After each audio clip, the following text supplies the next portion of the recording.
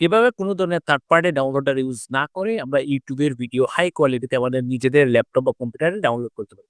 So তার জন্য আমরা আমাদের কমান্ড প্রম্পটটা ওপেন করে নিব। শুধুমাত্র একটা প্যাকেজ একবার ইনস্টল করা লাগবে। নেক্সট টাইম ব্যবহার করার সময় আর ইনস্টল করা লাগবে না।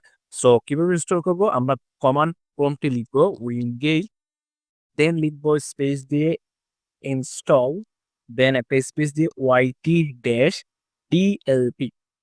ঠিক আছে? ওয়াইটি ড্যাশ ডিএলপি দেন এন্টার মারার সাথে, সাথে আপনাদের কম্পিউটারে যদি আগে থেকে ডাউনলোড করা থাকে তাহলে তো দেখাবে যে existing package is already install. আর যদি না থাকে তাহলে কিছুটা টাইম নিবে প্রায় ২০০ এমবির মতো।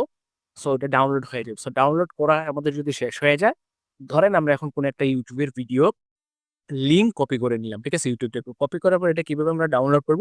শুধুমাত্র লিখব YT ড্যাশ DLP দেন একটা কোটেশন মার্কের ভিতরে আমরা যেকোনো YouTube ভিডিওর লিঙ্ক, জাস্ট YouTube ভিডিওর লিঙ্কটা আমরা কি করে দিব? কপি করে দিব। ঠিক আছে?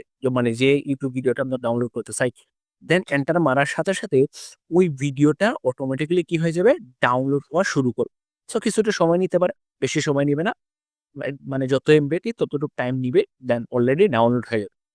ডাউনলোড হওয়ার পর আপনার ভিডিওটা কিভাবে খুঁজে বের করবেন? সো এখানে একটা পাথ দেখতে পারতেছেন যে ইউজার থেকে স্মার্ট কম্পিউটার, দেন আপনার কম্পিউটার নাম্বার ফোল্ডার দিবে। সি ড্রাইভ থেকে আমাদের ইউজারে যাইতে হবে, দেন স্মার্ট কম্পিউটার। তো আমরা আমাদের সি ড্রাইভ ওপেন করে নিলাম। দেন ইউজার্স থেকে স্মার্ট কম্পিউটারে যাওয়ার পরে নিচের দিকে যদি স্ক্রল করি, এই যে আমাদের ভিডিওটা ডাউনলোড হয়ে গেছে। সো এটার কোয়ালিটি যদি ফুল এইচডি রেঞ্জে ভিডিওটা আমাদের ডাউনলোড হয়ে গেছে। সো এইভাবে আপনারা আপনাদের ভিডিওটা যেকোনো ধরনের ইউটিউব ভিডিও উইথআউট কোনো ডাউনলোডার নিজেদের কম্পিউটার বা ল্যাপটপে ডাউনলোড করে নিতে পারেন।